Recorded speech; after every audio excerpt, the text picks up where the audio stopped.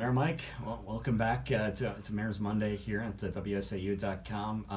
Been a very, very busy summer in Stevens Point. Things starting to kind of wind down though now. But of course, as things wind down, you're going to welcome in a few hundred new residents as well later this month. We are. Not only are all the public and parochial grade schools K through 12 starting, but the University of Wisconsin Stevens Point is going to be welcoming some returning students as well as a whole new crop of freshmen. We're excited about that. Yeah, it's got to be an exciting time every year. Of course, whenever you bring in more people to spend more money and take in your city, that's always a good thing. But you really have a chance as well when these kids come in to kind of leave an impression on them, because oftentimes these kids will, sometimes they stay around and start a business here for a few years. That's what our hope is. We hope to take this opportunity to show off all the cool things that we have here in Stevens Point, our riverfront and our thriving arts and entertainment district, the craft collective, breweries, distilleries, all of the arts that we have, 4 different art museums, our own city band and symphony orchestra.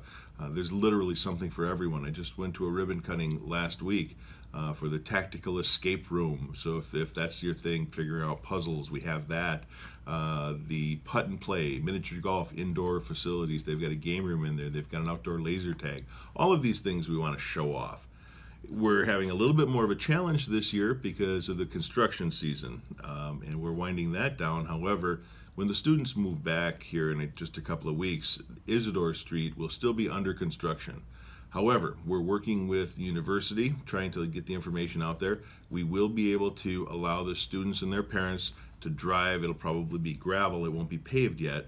But to drive up to those dorms, because move-in weekend is a big deal for everybody, parents and students all excited to start the school year. The last thing we want to have is have them inconvenienced. So we're trying to minimize the impact of that construction. Of course, the roundabout traffic circle on the north side at the Business 51 exit should be completed Labor Day weekend. So just in time for the traffic that's heading north for the big long holiday weekend. That means it should be back operational September 1st. That'll minimize the impact there. And that's about all the construction projects we have going on. Of course, we're still patching holes and filling cracks and those sorts of things. That's a never-ending process. Yeah, well, fix one of them, 2 or 3 more will pop up someplace That else. seems to be what it is sometimes. Roads are, in Wisconsin with the frost and everything, you start in spring and you can go all season long. It's like the Golden Gate Bridge. They start painting it, and by the time they get to the end, they have to start painting start all over again. So it's a never-ending process. That's roads in Wisconsin. Yeah, absolutely. And of course, it's not something that's kind of exclusive to here in Stevens Point. Folks across the region seem to have that problem as well. But something that your crews have been doing a pretty good job with, though. I mean, I've driven through here and things are looking pretty good. I mean, and that stoplight right there, you mentioned the project that you have going on, the Roundabout, the stoplight right there for the detour on Stanley Street. Right. Seems to be pretty convenient for Everybody people. really loves those temporary traffic signals on Stanley Street at Green and North Point. So we're looking at a possibility of making those permanent. Of course, a set of traffic signals costs about $300,000. So we got to find the money from somewhere, but we're working on it. And there's 2 seasons in Wisconsin. We talk about that, winter and construction season. As we're coming down to the end of summer, as you mentioned, and school's starting up again, that's a time for a lot of the area festivals. We've got Jazz Fest coming up Labor Day weekend down at Piffner Pioneer Park. The Portage County Fair out in Rosholt is going to be happening. I know there's still church picnics going on. Just last week they had the Bancroft Days. So those festivals are going to be ongoing. Of course, the Wausau Fair just wrapped up a week or 2 ago. Those sorts of things you're going to start seeing more and more of now. So keep your eyes peeled for that, and go out, grab some cotton candy, ride the tilt-a-whirl, and see if we can do some interpretive art.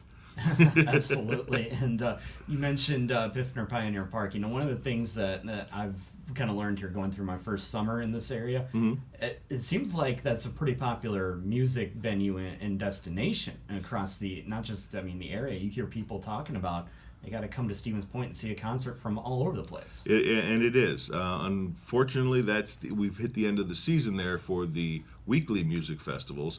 But during the summer, and it'll start up again next year, we have the city band playing on Wednesday. We had the opportunity to, for the second year in a row, have the Levitt music grant to allow us to provide live music on Thursdays. So 2 bands and some poetry reading in between the bands. I hope that we're going to be able to do that next year. Voting starts for the new Levitt grant on November 1st, so keep your eyes open for that. Follow the city's Facebook page or Create Portage County, and they'll give you instructions on how to vote so we can once again receive that grant and have that music going on every Thursday, as well as the city band on Wednesday, as I said. And then the weekends are usually filled with some sort of festival, whether it's Art in the Park. Just last weekend we had Taste of the Town. I mentioned the Jazz Fest is coming up Labor Day weekend, so there's weekend festivals in the park that get utilized or utilize that area pretty frequently too. Yeah, and you're doing a lot not only to utilize your riverfront, but the music as well. And you've got actually another project kind of coming down the pipe here, possibly with dredging at Iverson Park that can maybe change the way you use your riverfront as well. I know there's been some talk about that the last couple of years. Sure, that's a possibility. So the McDill Lake District has asked the people who need to be asked, DNR and the city, about possible dredging, saying that the silt is filling in McDill Pond. McDill Pond is an impoundment. It's always been relatively shallow. There is a Eurasian water milfoil problem that it's a never-ending battle there as well. But Iverson Park has the river going through it. It's always been relatively shallow in that area, so it's not like the silt is filling in the Iverson Park area. We've got pictures going back to the 50s and 60s showing people and kids standing waist deep in the water. That's about how deep it is now. If we dredge it, we may wind up creating a potential hazard where kids are thinking it's shallow water, or parents remember it being shallow water for 30 years. They may not be paying as much attention as they should, and you go off a drop-off and it suddenly turns to 8 feet deep. That could create more problems. So we're reviewing that. But there is a possibility of some dredging going on in McDill. And I know when I was at the meeting, they were talking about this, and there was people that said, "Oh, we remember a diving board off of there." And they were talking. Mm-hmm. I mean, this really used to be kind of a gathering place in Stevens Point. Well, and it still is. Iverson Park is one of our oldest parks and one of our largest parks. My mother had gone there. I had gone there when I was a kid, and those items were there. We used to have a lifeguard and a diving platform off of Buchholz on the river. Certain areas, because it's a river and it's not a lake, certain areas will be deeper than other areas. But it's not like everything is 8 to 10 feet deep. It's a river, so it's winding. Mm-hmm. Same with the Wisconsin River here in Stevens Point. There's some very, very shallow spots in that river. There's also some pretty deep spots, 20, 25 feet. So we're going to look at it, and we're going to do whatever we can, but our first priority is making sure that the public is safe. Mm-hmm. Absolutely, and that's kind of an interesting project. We'll look forward to following it and seeing where it goes from there. Any economic development updates that you have? I know you've got quite a bit in the pipeline. You've got even some more possibly coming in the near future. We've got a lot queued up. So the former Kmart development, all the approvals have really gone through. So that should be starting anytime now. Century is just wrapping up theirs. It's moving along very well on the north side of town. We're always working with a couple of different irons in the fire, but we don't have anything solid enough yet to bring forward to council for a decision. Of course, OSO is going to be having their groundbreaking probably in spring now. We're getting a little late in the year to do a groundbreaking, but we're always doing something new and exciting here in Stevens Point. And we'll keep you posted, obviously, as things progress. I've just always wanted to see a groundbreaking on December 31st when it's snowing, and so you actually have to shovel snow you and would then try to break the ground. You would literally be breaking something. I don't know if Yes. it's the ground, the shovel, or your back, but it's a lot harder to break ground when the frost is in. That is. You true. don't see a lot of those up here. Don't see a lot of that No. up here. No, not at all. Well, before we let you go, of course, we've got to ask about, mentioned the Roundabout project already. You said it's going to be timelines. Everything is towards on the track. end. We are going to be, knock on wood, we're on track for our August 30th deadline, 31st. And then your statue. You're welcome to Stevens Point in the middle yet. Any update on that project at all that you were commissioning art ideas for? I was looking for someone to do a bronze statue of maybe the mayor, but no, I'm kidding. That was In an Elvis suit, of course. in an Elvis right? suit, right? With the "Welcome to Fabulous Stevens Point" sign or something. No, we have not yet picked anything distinctive. However, when we say the roundabout, we don't mean the center necessarily, because you want to keep some vision available there.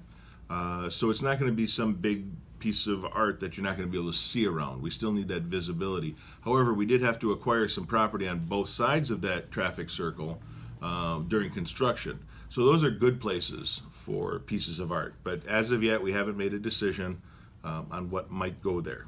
Again, that's the lowest priority right now, getting it done, making sure it's operational before Labor Day. That's the priority. And then spicing it up and making it look pretty. That comes next. Absolutely. Well, we appreciate the time as always, Mayor Wiza, and look forward to chatting again next month. Great. Talk to you later.